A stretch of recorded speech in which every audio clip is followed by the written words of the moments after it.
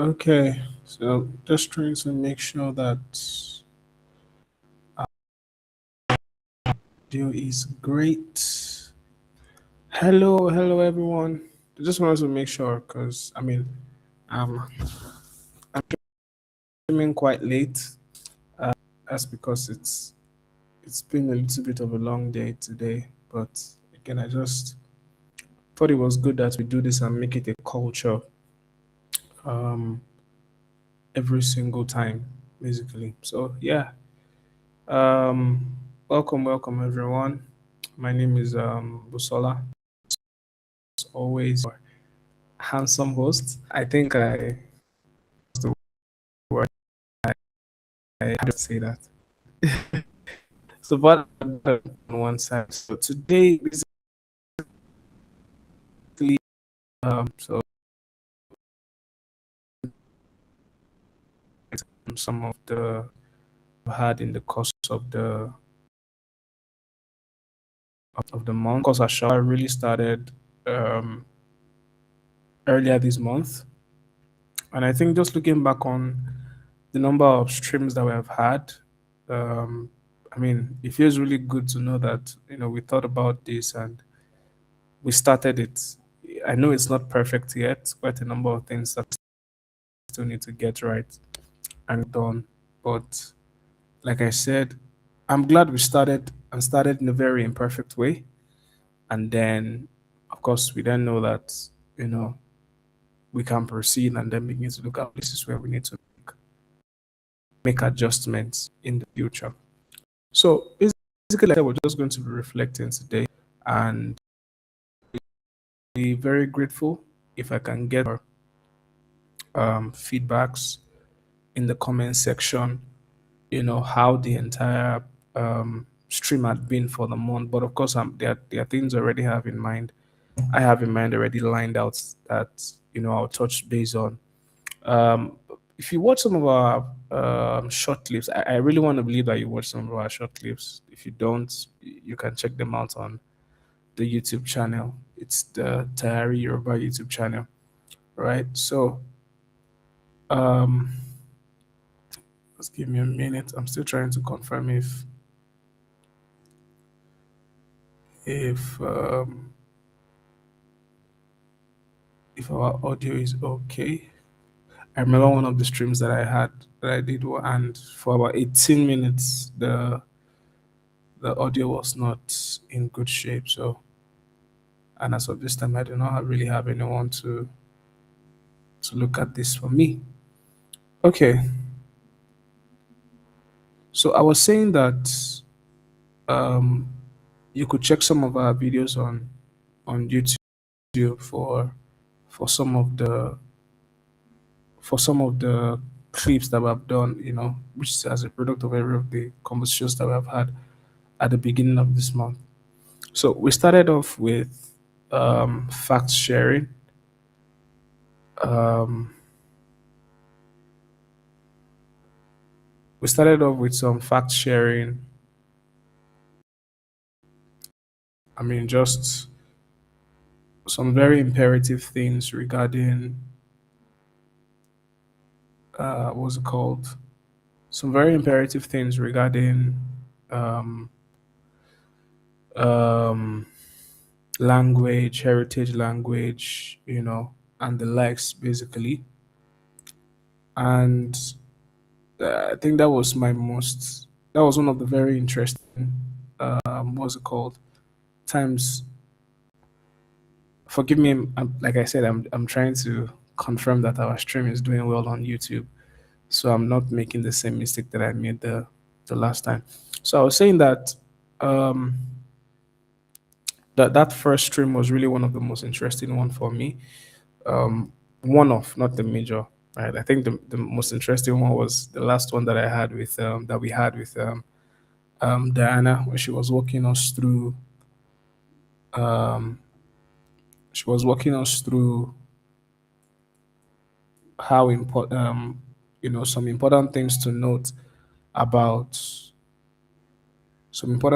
about what's it called, about teaching Swahili online and all that. So, but back to the first. So, in the first one, we had, conversations about the third generation fade and all. And I think that that's really very important because even for me, giving it a rethink, um, I I've actually deliberately since that conversation, been been very careful to see to it that for younger ones around me, parents around me, I let them know, the value that comes with this. I know that, of course, for us at Tayari.live, oh, forgive me, I forgot to mention that, excuse me, this is Àṣà Wa by and inspired by Tayari.live. I'm the host, and like I said, you will see me here a lot of times. So basically, um, for us at Tayari.live, of course, we target families, specifically diaspora families who, want to bridge that cultural gap with their children and all that. But then, just as I was saying, you know, as much as the target is, of course, that the gap really exists more with families who have relocated also outside of the their native land. Of course, most especially in Africa to other sides of the world. I know Asia also has something like that, maybe and some right. So as much as they have a major pool of people category, I also think that's very important that even at at home, because there is um, there is a component of um, you know people locally having this mindset, which I understand because I'm okay, having this mindset that you know being able to speak English is equivalent to it, right? Now, don't get me wrong. Like I said, and I said this from inception when we started, that this is not to tackle one language or the other. The goal of this entire thing is preservation. I think it's also a problem if anyone, comes from an English-speaking country and they can't speak English well too, right? It's a problem. So the problem is not really about the language; it's about the fading off of the culture, basically. So I was saying that as much as the major focus is families, diaspora, and all that, there is this thought process that people have that if I can't speak good English, I'm not intelligent. So there's that sense, even when, because if you look at it, the the major what's it called, the major entertainment streams that we enjoy, particularly in this side of the world, they are from Western countries, right? From Western countries. All of them are from Western countries. So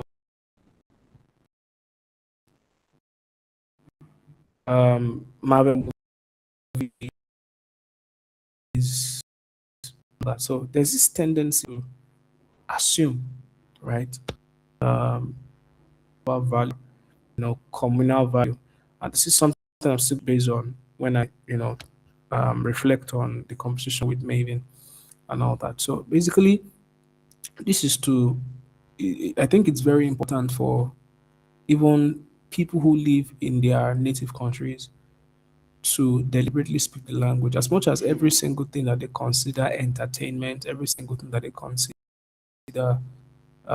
as what's their time, what's their screen time, and all that, will always come more from maybe what is not their native language. I know this does not affect every country, right?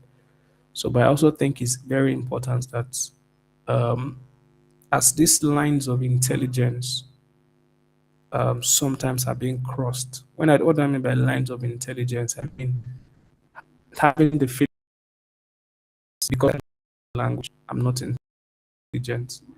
Now, some major problems because I think I remember I said this in the first stream as well too about when I was in secondary school how um, people would heavily laugh at you. And again, someone commented on that particular on one of the shots that I posted that we posted um, on that particular video that it's even more worse when you cannot speak the language that educates you. And I couldn't but agree with the person.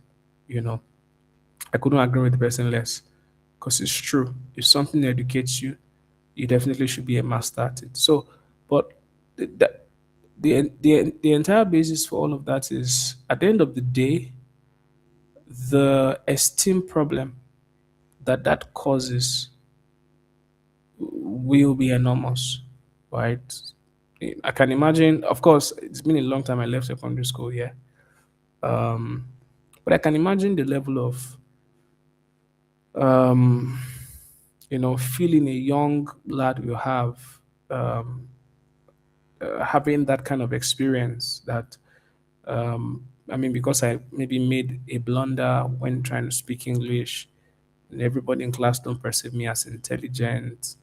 Of course, maybe a wrong use of verbs, wrong use of nouns, adjectives, and these other beautiful things that helps grammar and all that. Again, I want to reemphasize this is not about language. Like the target is not. I'm not targeting a language and saying people should not speak English and all that. That's not what I'm saying. What I'm saying is the underlying problem that follows this, which is the problem. At that level, it's not easy to help young people to separate the fact that not being able to speak a language does not equate being intelligent, as much as it is very imperative. Of course, anything that attacks the self esteem of a young lad, teenagers, young guys, and all that, they're easily turned off almost immediately. So, like I said, the challenge is that you don't have the luxury to let them know that, look, speak good English is very imperative. But your ability to speak English now does not immediately mean that you're intelligent, right? I'm tempted to want to, pick on some examples right now in my secondary school, but I'm not going to do that because it's not necessary. But long and short, what I'm trying to really pull out from that reflection is that it's very important that even at home, that people should be proud of their languages and not see it as when you're not speaking English, you're a village person. Because depending on where you come from, the the adjective might differ. Like for example, in Nigeria that I come from, if you don't speak good English, they say maybe you're a village person or something like that. I know that things like that, I mean, for someone who has self-esteem issues, could really hurt their esteem heavily, right? But again, at the end of the day, the most imperative thing is to really realize and separate the fact that not being able to speak a foreign language does not equate to being ignoramus or not being intelligent and all that. They are two different things. As much as they complement at a level, but they are two different things, and it should be seen that way for the sake of the younger ones that we are raising. So, yeah. So, as a point of reflection from that first session, we talked about language fading off, by the third generation. Of course, speaking specifically for diaspora families now, right? And I think that is true because sometimes I internally um, just to I mean strengthening that line of thought, right? I remember vividly that when I grew up, I think I said it in that video again. Again, this is just moments of reflection. So permit all the repetitions. So I remember while growing up, my parents used to heavily speak local language, heavily. They insisted when we were at home, it was the language they spoke when they needed us to get things done for them, myself and some of my aunts. That was what they spoke the language every single time. And then, of course, when their friends come around, we see them, gist and all that, and they do it in the local language. I think that's primarily one of the things that made my own local language interest me, right? Because firsthand, I saw excitement being expressed through the local language. So even till now, because there are times when there are those family gatherings and they happen, and I make I make an attempt to try to speak once in a while. I know that, oh my goodness, this is not the pure one, right? So uh,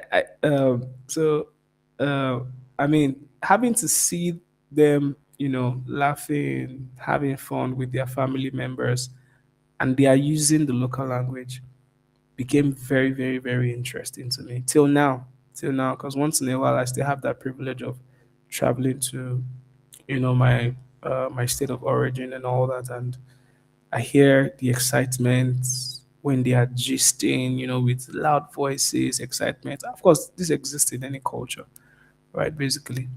So, um, but like I said, if you from my own parents to myself now, somehow the intensity of the language has dropped a little bit. That's the honest truth. And of course, I mean, by the time I start having my own kids, I definitely want to make sure that at a level, they are able to communicate. Now, the good thing about my own parents is that they also know how to speak English and a more generalized variant of our local language, because there's a generalized variant, it's called Yoruba, right? Of course, that's even why we're here, Àṣà Wa.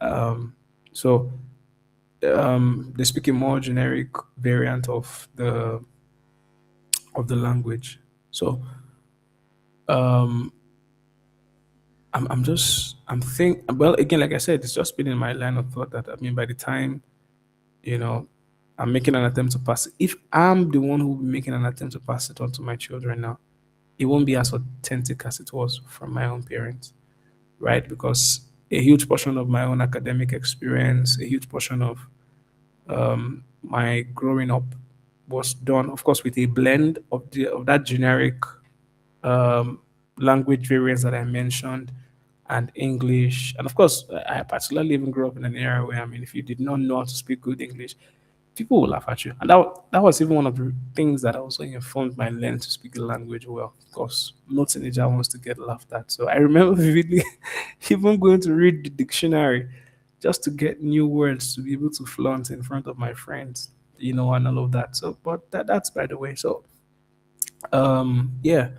So, it's actually a huge thing, right? I think I should pull up that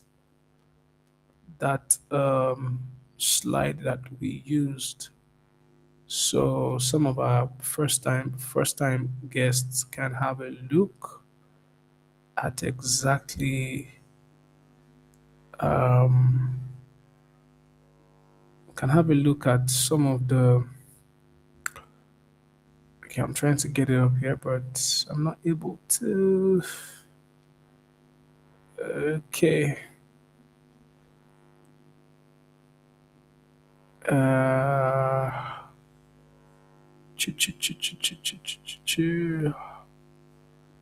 okay. Since I'm not able to, let's see. I think it should be here. Yes, it is here. Yes, it is here. Uh, okay. Still pulling up though. So basically, um, okay, still pulling up.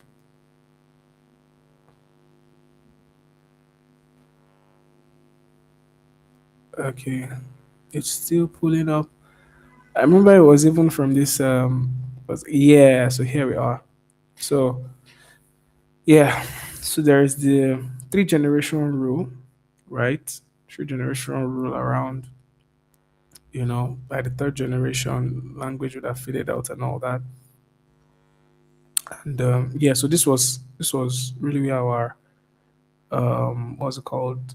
Our conversation started from that. From the first generation, you see the fluent heritage, and I actually exist in that, partial fluency generation, and I'm just I'm trying as much as possible to see to it that I keep the next generation at least in that category. All right? I'm not hoping that honestly, I'm not hoping that a generation would then come that would eventually not be interested or know the language at all. It's not the desire of any family tree, right? So this says without any active effort, a family's heritage is almost entirely wiped out by the third generation. As immigrant families settle, the language of the host country quietly takes over the home. Let me take that one more time. So it says that without active effort, a family's heritage language is almost entirely wiped out by the third generation. As immigrant families settle, the language of the host country quietly takes over takes over the home. Yeah. So basically, this was one of our points of conversation at the first stream. Um, talked about the effect of this and how it is imperative. So I think the entire goal of this conversation was to make it clear that it has to be deliberate. It has to be very intentional. I remember one of the what's it called? One of the and I think I want to read that comment one more time because that perspective is very profound. It was one of the comments that we had on one of our short reels. So the person commenting was saying something about how um, they still had people in their generation who knew about could speak four languages. It was even that part of the four languages that really struck me. I like, what? This is purely amazing, right? So I'm trying to pull it up now so that I can read that specific comments. Uh, Almost there. Yeah, so here we are. It's actually our content with the highest view, 519. Hoping that things will get better soon. Okay, so comment is still loading. Me. Okay, so this is the comment from the person, right? So the person said that he said a kid has a solid foundation for learning more languages because their brain is wired for it. I say this from my own experience, that of my son, and of my people who have a language spoken by less than 500,000 people worldwide. Look at that. A language that is spoken by less than 500,000 people worldwide. That's something. And then who grew up with multiple languages from infancy. Most of our native speakers can speak four languages fluently by the time they reach adult, right? And I want to believe that the only way that they must have attained this was because there was a deliberate effort, right? Because being able to speak like four languages is priceless. It's priceless. It's really priceless, right? To be able to speak four languages. So basically, yeah, that's it about our what's it called? Yeah, so we talked about this as well, so that if a child is only exposed to English at school, they will shift away from their heritage language within just 1 to 3 years. The risk skyrockets in smaller communities. Of course, um, this talks about, of course, if that intensity is not there, chances are very very high that you know they will lose interest. But again, this is not to mean that I really want to reemphasize this over and over and again. So it's not, it doesn't It's not taken as a side comment. It's the main comment. Like this is not saying that English is bad, right? That's not what the basis of all of this is about. This is clarifying how it is. What is paying everyone to now activities to be bilingual, minimum requirement, two languages, right? So this is not to say English is bad or anything, right? Yeah. So we touched based on this as well too.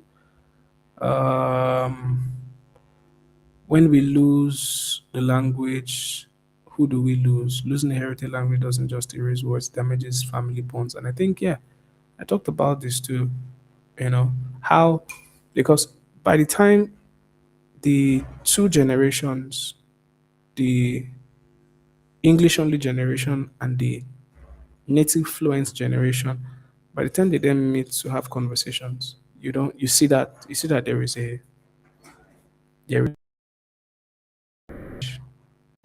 divide rather. There's no bridge. Forgive me. I was looking at what I have on my screen when I said. So you see that there is a divide, and that divide is a problem, right? It's a huge problem. It's a really huge problem. So this one says kids who speak their family's language report feeling connected to their grandparents. Yes.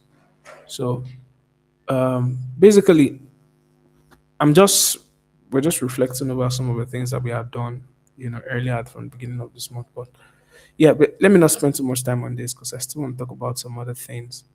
Basically,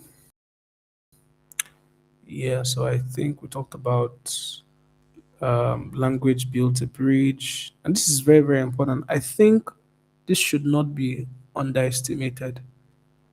Right now in my head, I'm trying to remember the movie Wakanda. I don't know if you remember that part. I think that the Black Panther. I think that would be the second part, right? Where Michael Jordan, came home and all that, and then he spoke the local language immediately. As much as he was being perceived as an enemy from from inception, the moment he spoke the language, everybody in that courtroom, they were like, "What?" You know. Yeah, but again, that's a movie. But in real life, yes, it's true that there will always be that connection from that native fluent language and English, and that's the generation able to touch the language, right? So it's very very important. Which holds culture together, is food holds culture together. What does that thing holds culture together? Maybe you can leave the comment section, hear your own perspective. One thing I know that is very, very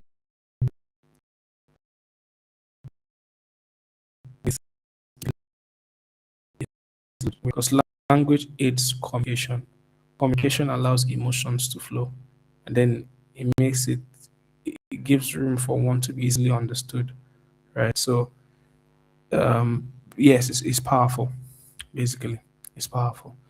Yeah. So, okay, yeah. So this is just highlighting the parent's responsibility to ensure that the child knows the language, and yeah, someone said that children are not necessarily great listeners, but they are great imitators, right? And I think it is true. I've stayed with kids before. I've seen their response to some things. It's mind blowing. Things you're like, how did you know that was happening? Or even some like so there is this particular family that I've lived with, and very cautious family. And they have this culture when you sneeze, you cough, or whatever you do, they say stuff like, "Oh, bless you," right? And they have this 2-year old. And I remember being with them that day, and then I sneezed, and you could almost tell that this was reflex. The young boy just went, "Bless you," immediately. Hearing that from a 2-year old, it won't be extremely clear, but you can have an idea. How did you get to know that? Of course, I could see the grain from the appearance, like, oh, it's normal in the house. Like we all say that. So yeah, basically, it remains true that children will pick the local language faster if the parents, are also deliberate about. Deliberate about theirs as well too. Okay. Uh, a 3-year-old learns language by just existing in it. The critical flow for near fluency to age, earth, and their brain will process the language naturally without an accent. Yeah, this is just to strengthen what I've been saying initially. So yeah. So yeah, I think that'll be that for that. Let me bother you with some of the things that I've said before. Yeah, so and after this fact sharing session, we had Maven, a really amazing host. Um, Maven is a I said was Maven is a diaspora parent, um, currently homeschooling his kids, and I think that is a big deal. It takes a lot for a parent to decide that I'm going to take the full responsibility of educating my own child. It takes a lot, basically. It takes a lot. And maybe shared quite a lot of resourceful things with us, mental models. I mean, how we should think about quite a number of things and all that, you know. I remember one of the most imperative things that he said was that language, I think he said, did he say language not spoken is of no use or something? I think that was when I asked him the question, like, how do you really get these kids to be interested in the language and not see it as a chore or the same energy that they feel when they are thinking of maths, English, or any of these other courses, I mean, courses or any of these courses that they have in school and all that. Like, how do they bridge that gap?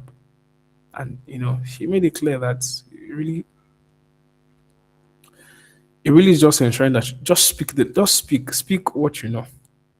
All right.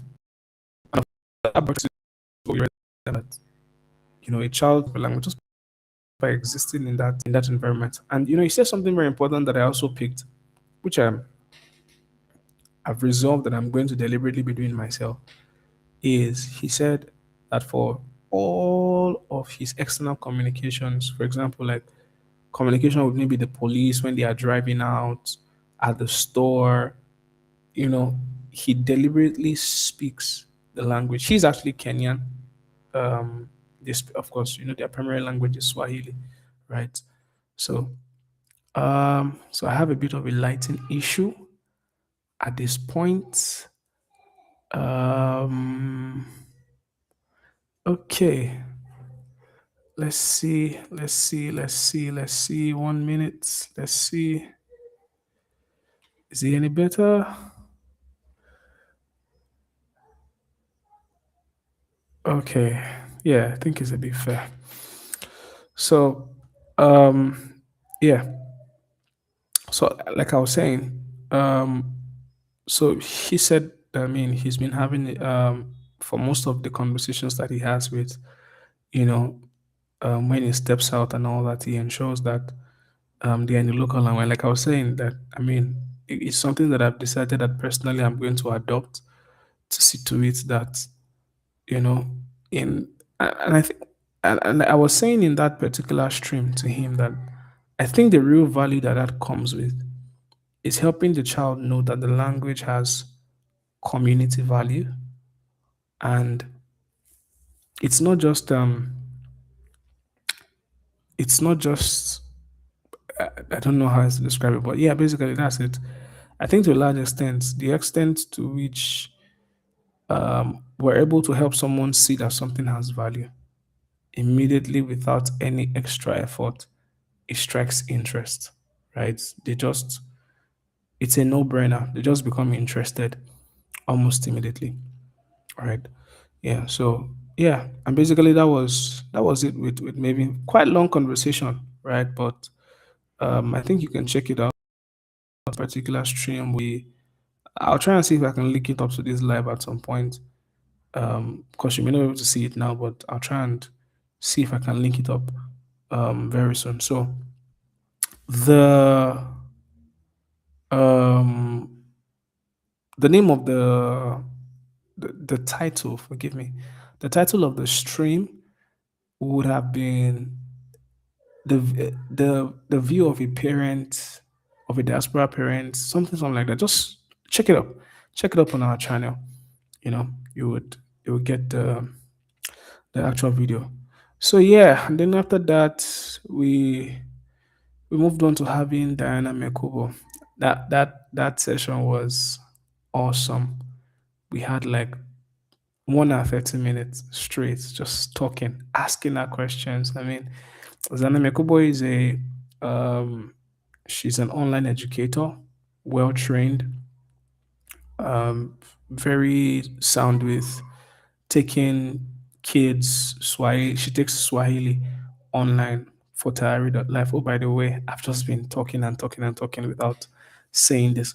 So this stream is powered by Tayari.live.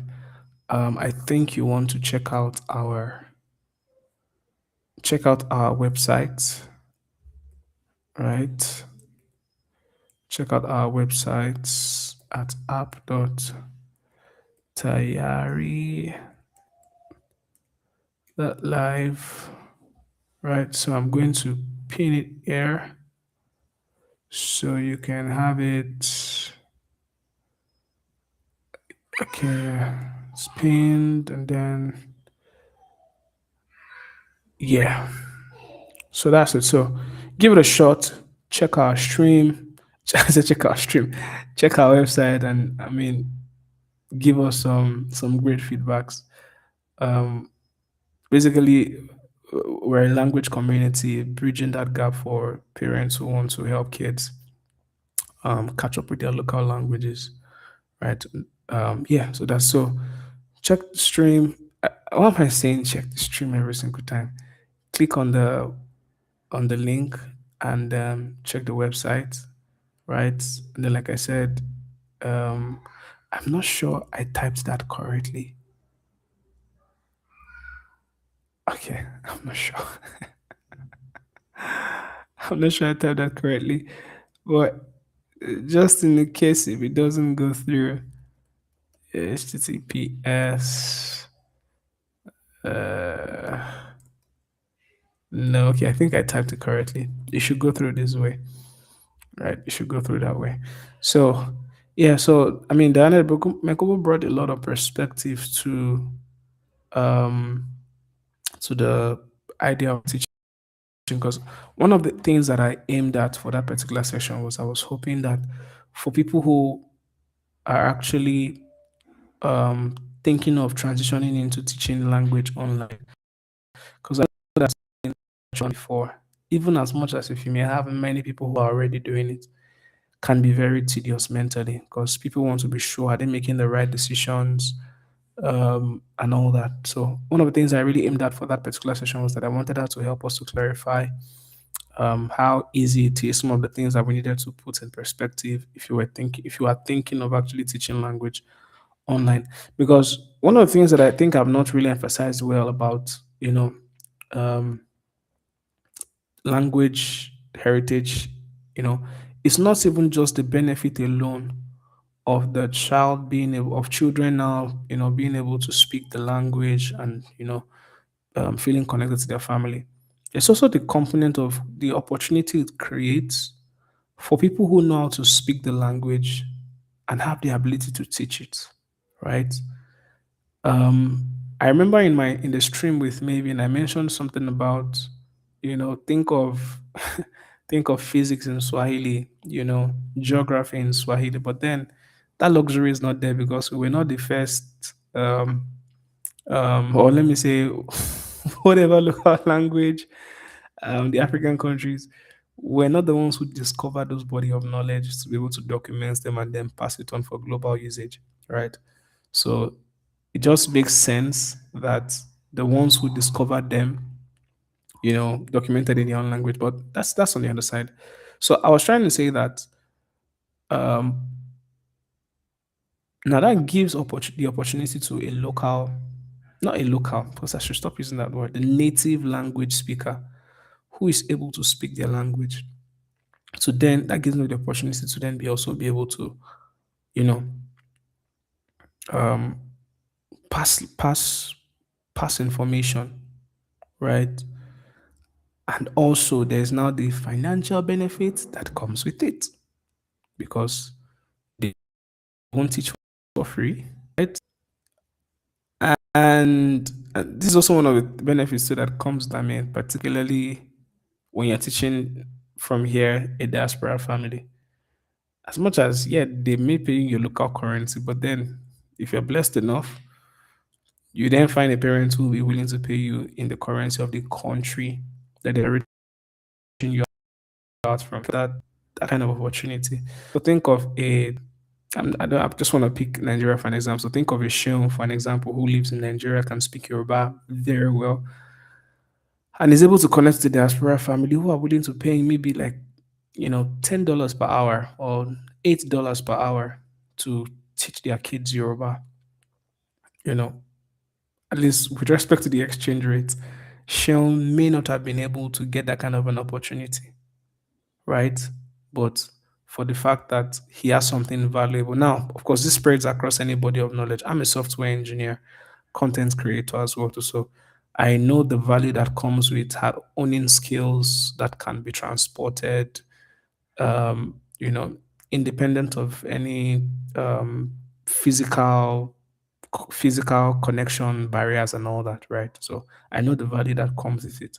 So what I'm really trying to draw out from everything that I've said is that there's also the opportunity that it gives to be able to make money and then also help to transport the language to people outside of the country. So I said that to also buttress the fact that it's the value in this language heritage thing. It's not doesn't just lie in the child being able to speak, but there's also that underlining benefits too for people who know how to teach who know the language well and also have the skill of teaching the language basically. So yeah, that's on the other side. So I mean, back to what Dynamic was, said. She said something very important because I asked her one of the questions I asked her was that how is she able when she teaches online to be able to get the kids to be interested and wanted to come back. She talked about incentives. Powerful. That has never left me. And I think that's one of the things that we're going to be looking at bringing into this stream as well. So look out for some good incentives in the nearest future. I'm not promising anything, but look out for it. Look out for some great incentives because yeah. So and one of the things that I really liked about her own approach to incentive is she didn't just say um maybe monetary stuff. She mentioned the part. One of the things that she mentioned was that she would call their names in classes. And they're like, oh, wow, she called my name. She knows me personally. And I think that is very smart and a very powerful approach for everyone teaching anything and you have students to really adopt, right? Because people like to be known and people want to be seen. It's true. It's just true for any human being. And there's that feeling of, oh wow, she knows me, he knows me, and all that. And I think that was a very powerful thing that she Oosh, that's a very powerful thing that a very powerful thing that she pointed out there, right? So it's it's very imperative.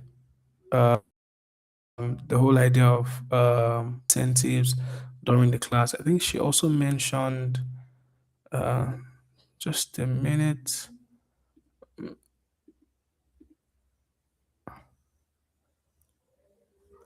I think yeah, she also mentioned what other thing did she mention? She mentioned incentives. Yeah, yeah, I think she also mentioned, yeah, making the classes very interactive and fun. I think I remember she said something about that.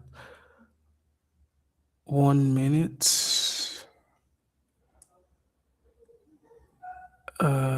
Okay.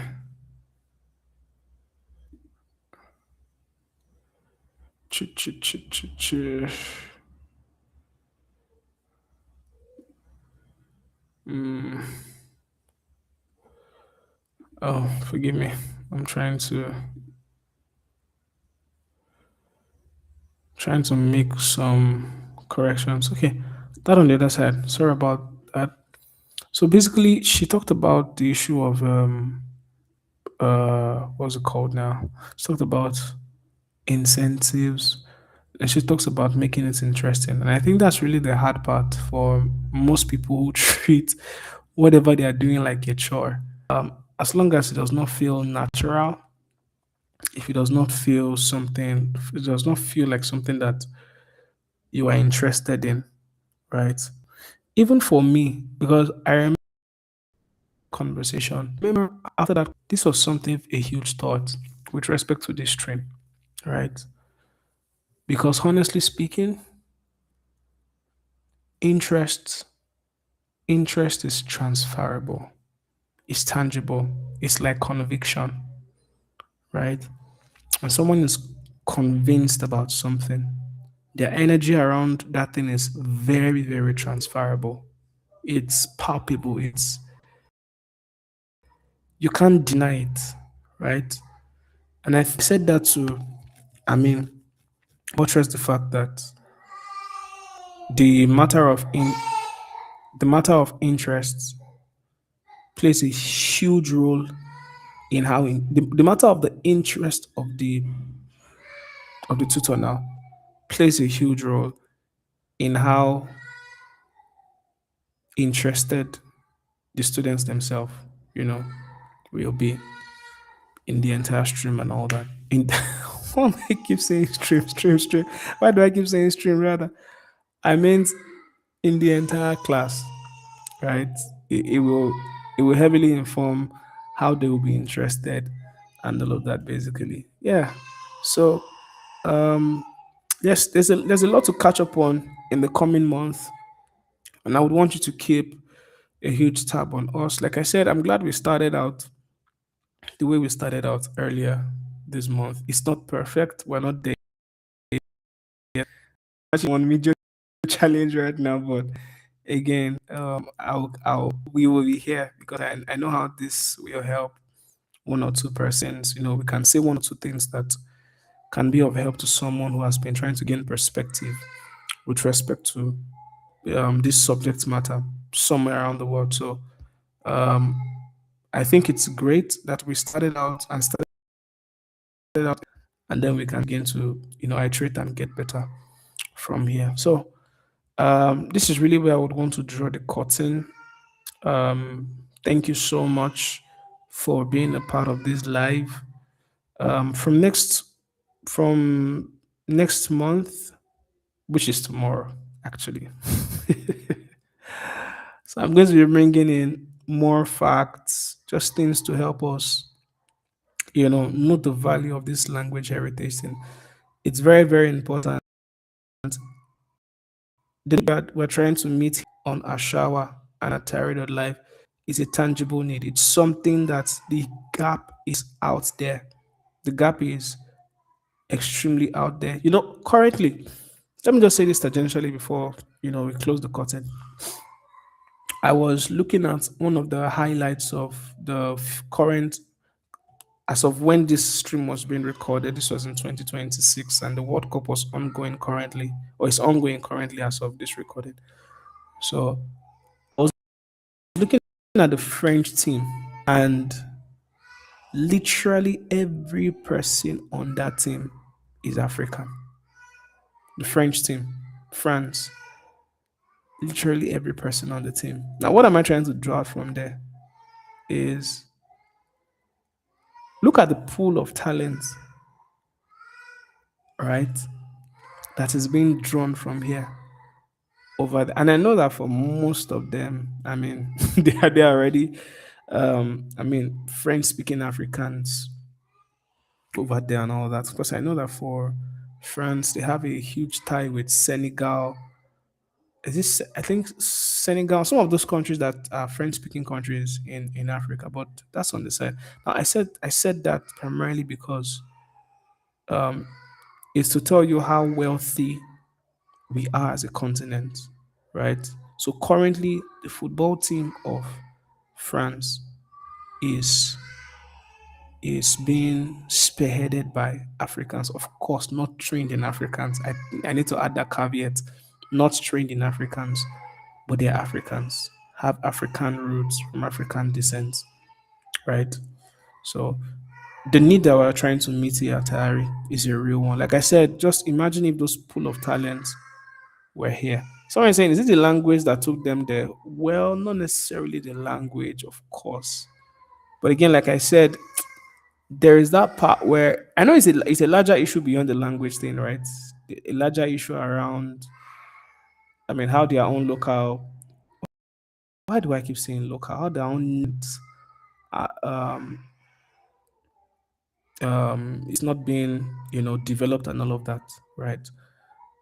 But again, um, it speaks to the fact that this need is tangible, is out there, it's in our faces, right? As much as there's no, it doesn't look as though it's a deadly thing, right? But I think it's the problem, the underlying problem that it comes with is the unit disconnection of individuals from their lineage, right?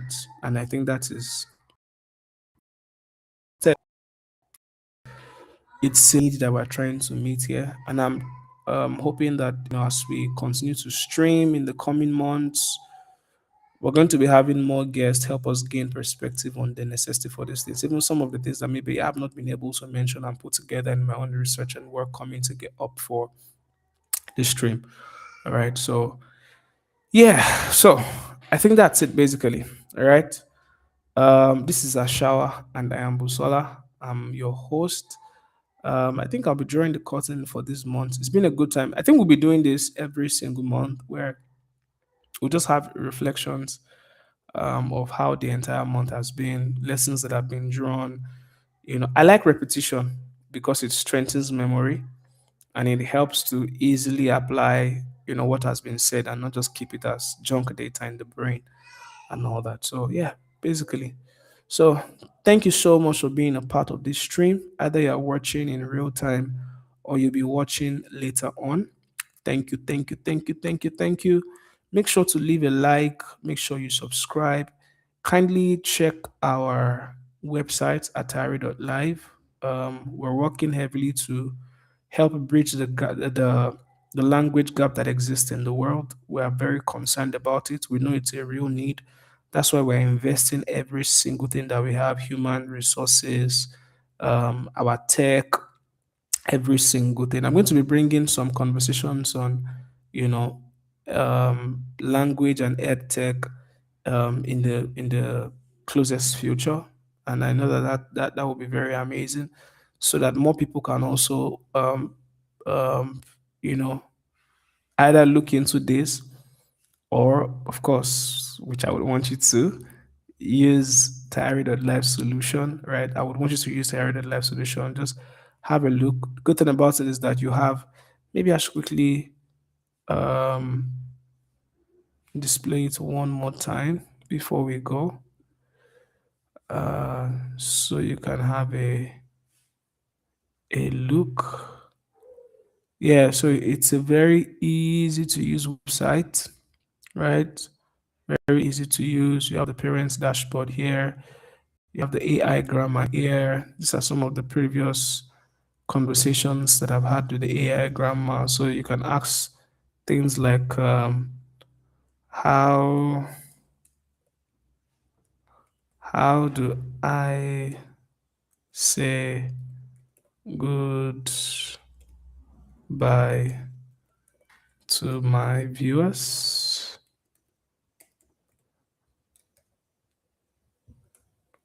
All right. So let's see what the grammar has to say. How do I say goodbye?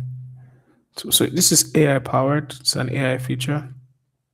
It's AI powered. Yeah. So you see, one thing I really like about this AI feature, but again, I'm not going into that basically. So you see, goodbye general says Odabo, and how you're supposed to pronounce it Odabo, right? And then goodbye to many people. Edabo, yeah, Edabo basically. Until next time, Odigba, Right? Yeah, until next time and see you tomorrow. Ah, Ari, Ari Olola. Yeah, right.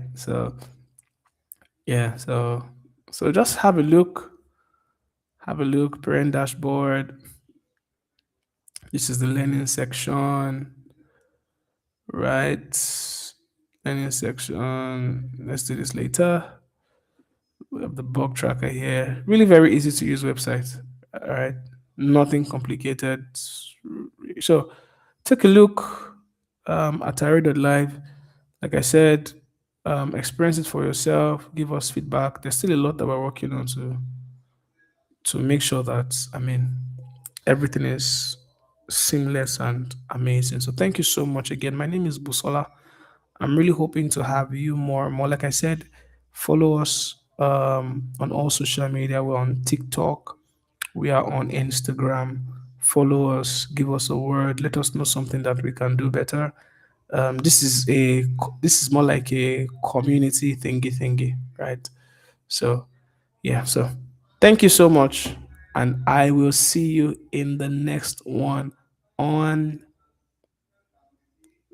I'd like you to guess. Okay, I'll be here on Thursday and on Friday. All right. Take care.